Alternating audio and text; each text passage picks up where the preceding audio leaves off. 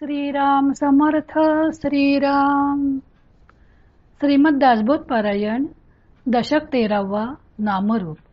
समास 5वा. कहाणी निरूपण.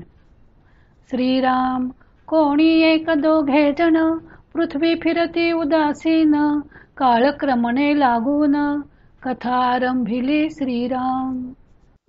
कोणी दोघे मित्र पृथ्वीवर अनासक्तपणे हिंडत होते. वेळ चांगल्या प्रकारे जावा म्हणून त्यांनी कथा सांगायला आरंभ केला. श्रोता पुसे वक्तयासी कहाणी सांगाजी बरवीसी वक्ता म्हणे श्रोतयासी सावध ऐके श्रीराम. हे ऐकून श्रोता वक्त्यास म्हणाला की एखादी छानशी गोष्ट सांगा ना.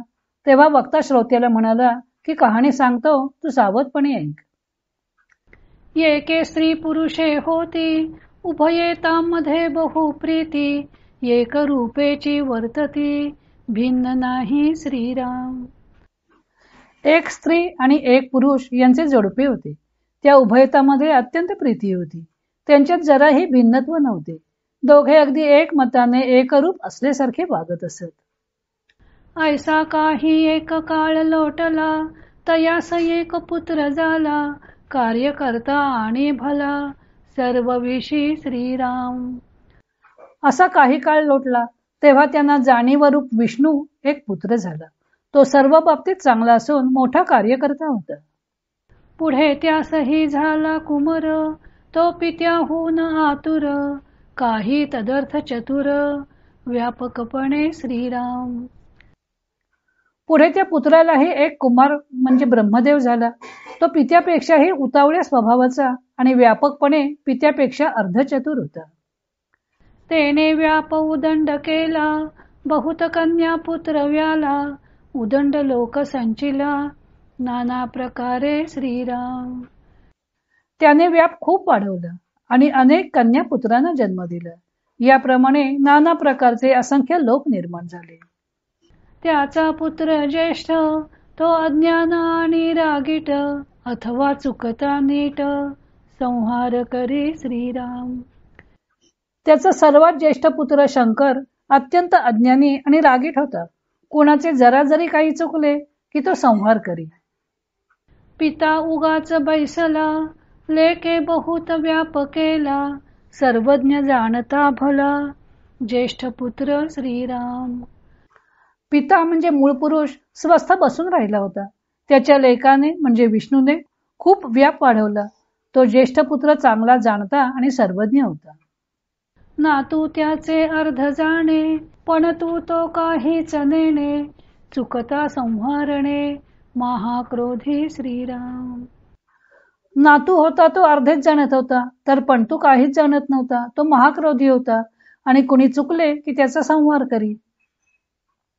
लेक सकळांचे पालन करी ना तू मेळवी वरीच्या वरी पण तू चुकल्या संहारा करी अकस्मात श्रीराम.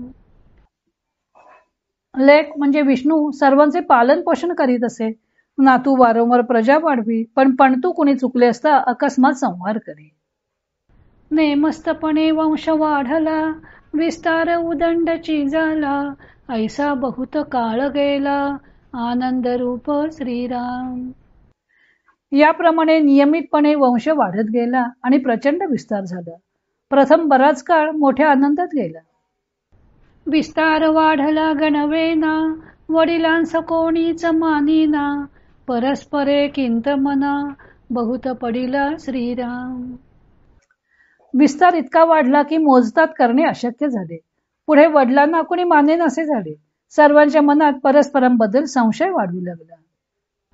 उदंड घरकळ हो लागला तेने कित्येक संहार झाला विपट पडिले थोर थोराला बेबंद झाले श्रीराम. उदंड गृहकलह सुरू झाला. त्यामुळे कित्येकांचा संहार झाला. थोऱ्या मोठ्यातही वितुष्ट आले आणि बेबंदशाही माजली. नेनपणे भरी भरले मग ते अवघेच संहारले जैसे यादव निमाले उन्मत्तपणे श्रीराम.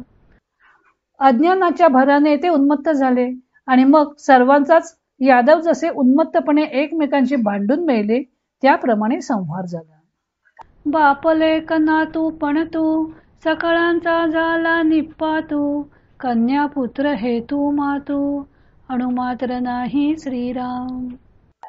बाप लेक नातू पणतू सगळ्यांचा संहार झाला आणि कन्या पुत्र पणतू नातू यापैकी कोणी शिल्लक उरली नाही.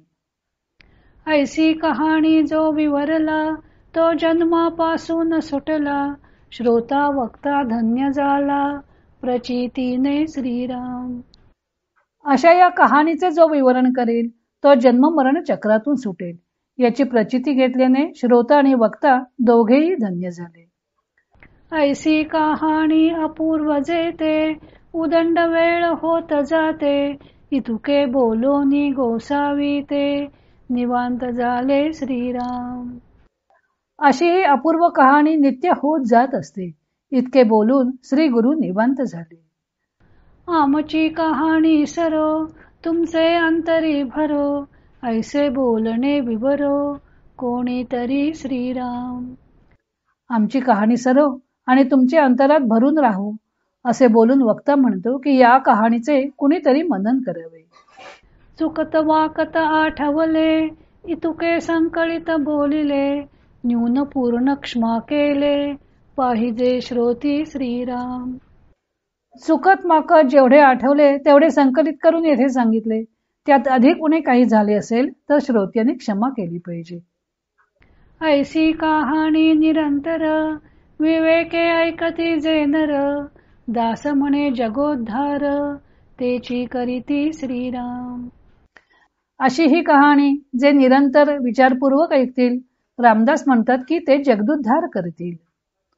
त्या जगोद्धाराचे लक्षण केले पाहिजे विवरण, सार निवडावे निरूपण, यास बोलिजे श्रीराम. तो जगदुद्धार कसा होईल ते लक्षण ऐका. या कहाणीचे विवरण करून त्यातून सार निवडावे, यालाच निरूपण म्हणतात. निरूपणी प्रत्यये विवरावे, नाना तत्व कोडे उकलावे, समजता समजता भावे, निसंदेह श्रीराम. निरूपण लक्षपूर्वक ऐकावे, त्याची आपल्या अनुभवाशी सांगड घालून ते नीट समजून घ्यावे, म्हणजे त्यातील अनेक तत्वांचा उलगडा होईल आणि समजता समजता स्वानुभव येऊन श्रोता निसंदेह होईल. विवरो न पाहता अष्टदेह, पुढे सहजची निसंदेह, अखंड निरूपणे राहे, समाधान श्रीराम. पिंडाचे 4 आणि ब्रह्मांडाचे 4 मिळून जे अष्टदेह आहेत त्यांचे विवरण करून पाहिले पाहिजे. साहजिकच श्रोता निसंदेह होतो, मात्र अखंड निरूपण करीत राहिल्यानेच शाश्वत समाधान प्राप्त होते. तत्वांचा गलबला जेथे, निवांत कैचे असेल तेथे, या कारणे गुल्ली परते, कोणी एके असावे श्रीराम. जेथे तत्वांचा गलबला असेल तेथे निवांतपणा कसा असेल, म्हणून या घोटाळ्यापासून कोणी एकाने नेहमी अलिप्त असावे.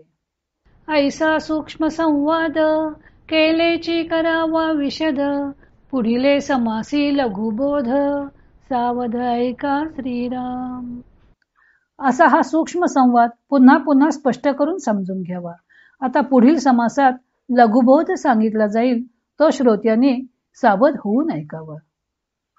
जय जय रघुवीर समर्थ, श्रीराम जय राम जय जय राम. इति श्री दासबोधे गुरुशिष्य संवादे कहाणी निरूपण नाम समास 5वा समाप्त.